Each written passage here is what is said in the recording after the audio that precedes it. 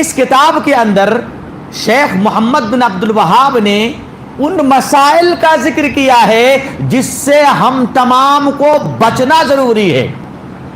یہ بری چیز ہے، یہ بری چیز ہے، یہ بری چیز ہے. یہ ہے وہ کام جس پر جاہلیت کے لوگ جمے ہوئے تھے. زمانہ جاہلیت کے مشرکین، یہود و نصارہ، مجوسی، بت پرست، آتش پرست، سورج پرست اور زمین پرست، پانی پرست، نہر پرست، سب لوگ اس پر جمے ہوئے تھے. تو انہی کے کاموں میں سے جو کام اللہ کو ناپسند ہے، جو کام اللہ کے رسول کو ناپسند ہے، انہی کی تنبیہ کی گئی ہے کہ یہ کام کرتے تھے تم نہ کرو، یہ کام کرتے تھے تم نہ کرو.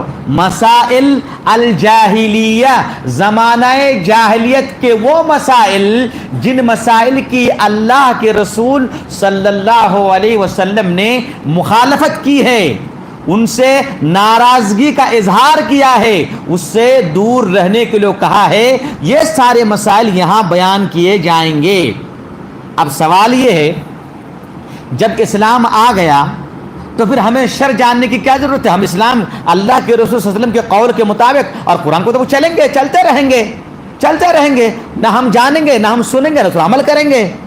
تو اس کا جواب یہ ہے، اللہ کے رسول صلی اللہ علیہ وسلم نے ایک صحیح حدیث کے اندر فرمایا ہے، لَتَتَّبِعُنَّ سُنَنَ مَنْ كَانَ قَبْلَكُمْ شِبْرًا بِشِبْرٍ ذِرَاعًا بِذِرَاعٍ وَلَوْ سَلَكُوا جُحْرَ ضَبٍّ لَسَلَكْتُمُوهُ.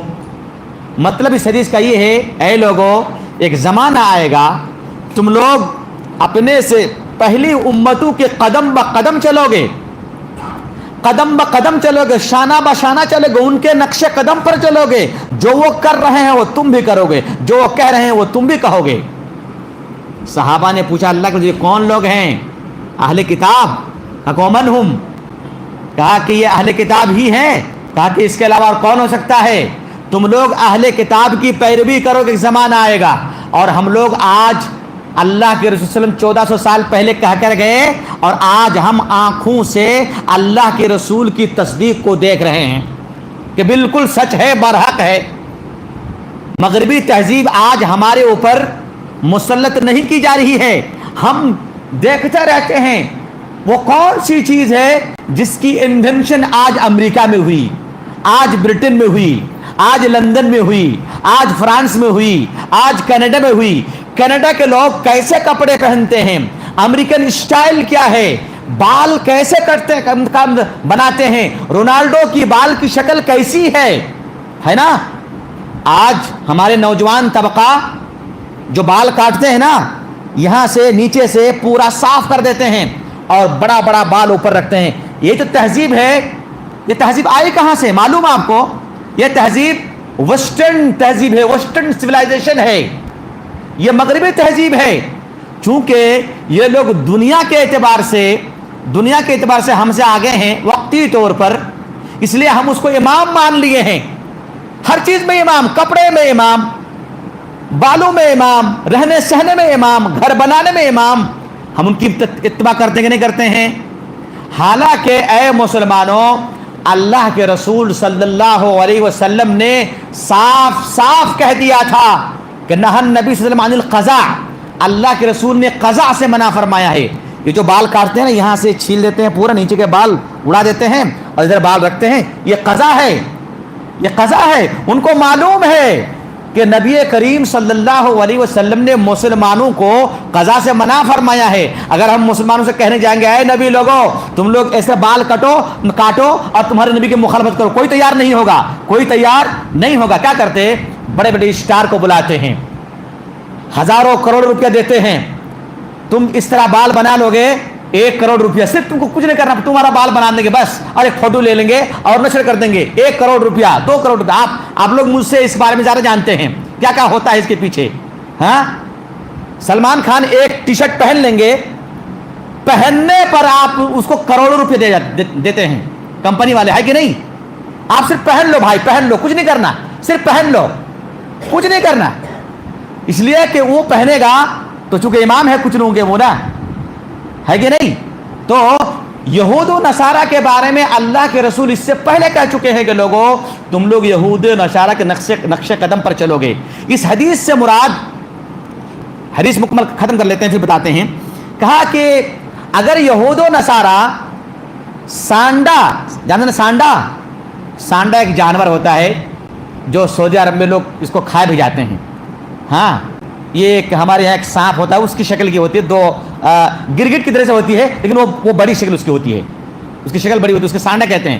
تو کہتے ہیں کہ لو سلکوا جحر ضب لسلکتموہ، اگر یہود و نصارہ سانڈا کے بل میں بھی داخل ہوں تو تم بھی اس کے پیچھے بلا سوچے سمجھے اس میں داخل ہونے کی کوشش کرو گے. اس حدیث سے مقصود اللہ کے رسول کا یہ ہے کہ ایک زمانہ آئے گا کہ بہت فتنے کا زمانہ ہوگا.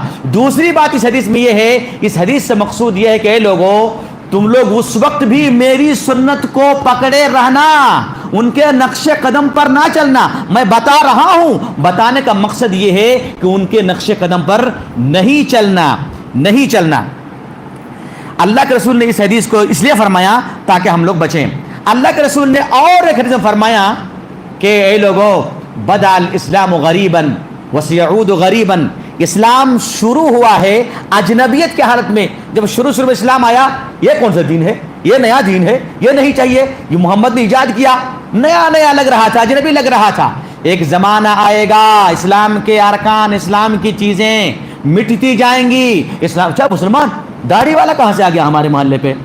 اجنبی گویا کہ اجنبی آدمی ہے، کرتا ٹوپی والا کیسے آ گیا، کہاں سے آ گیا؟ تو اللہ کے رسول نے کہا کہ اسلام شروع ہوا ہے اجنبیت کی حالت میں، اسلام پھر دوبارہ لوٹ کے آئے گا اجنبیت کی حالت میں. فَطُوبَى لِلْغُرَبَاء، جب اسلام کی حالت یہ ہو جائے گی کہ اجنبیت لوگ محسوس کرنے لیں گے اس کو دیکھ کر کے، تو ایسے وقت میں جو لوگ اسلام کو مضبوط سے تھامے رہیں گے ان کے لیے خوشخبری ہے میری طرف سے، جنت کی بشارت ہے، میرے نبی صلی اللہ علیہ وسلم نے فرمایا ہے. جاہلیت کے جتنے معاملات ہیں میرے بھائیوں، جتنے معاملات ہیں، اللہ کے رسول صلی اللہ علیہ وسلم نے تقریباً سب کی مخالفت کی ہے. پہلی بات یہ ہے کہ جاہلیت کے مسائل کس کو کہتے ہیں؟ وہ کام جو نبی صلی اللہ علیہ وسلم کی بعثت سے پہلے اہل کتاب، مجوس، کفار، مشرکین کرتے تھے.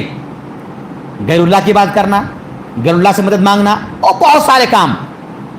ان سارے کام اور وہ کام اللہ اور اس کے رسول کی طریقے کے بالکل مخالف ہو تو اس کو ہم جاہلیت کہتے ہیں. جاہلیت کے بارے میں اللہ کے رسول نے حجۃ الوداع کے موقع پہ فرمایا تھا، الا کل شیء من امر الجاہلیہ تحت قدمی موضوع، جاہلیت کے سارے معاملات میرے قدموں کے نیچے ہے، اس کی کوئی اہمیت نہیں ہے.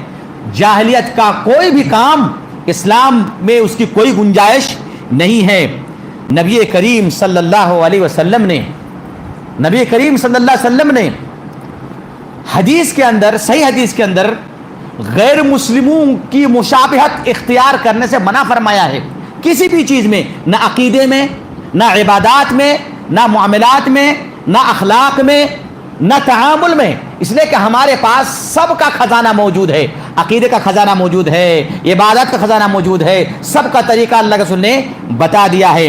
اللہ کے رسول نے فرمایا، من تشبہ بقوم فہو منہم، دوسرے قوموں کی مشابہت اختیار نہ کرے.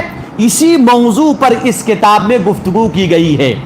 بہت سارے لوگ شیخ محمد بن عبد الوہاب کو متہم کرتے ہیں اور کہتے ہیں کہ محمد بن عبد الوہاب نئے مسائل لے کر کے آئے. ہم لوگوں نے کل جانا کہ محمد بن عبد الوہاب کی وفات ہوئی ہے 1206 ہجری میں، اور غیر مسلموں کی مشابہت اختیار کرنے کے بارے میں اللہ کے رسول نے 1400 سال پہلے فرمایا، من تشبہ بقوم فہو منہم. آپ کہیں گے نبی نے کہا تھا مگر کسی علماء نے اس کو اجاگر نہیں کیا تھا. آئیے میں بتاؤں گا آج آپ لوگوں کو کہ محمد بن عبد الوہاب سے پہلے بھی بہت سارے علماء کرام نے غیر مسلم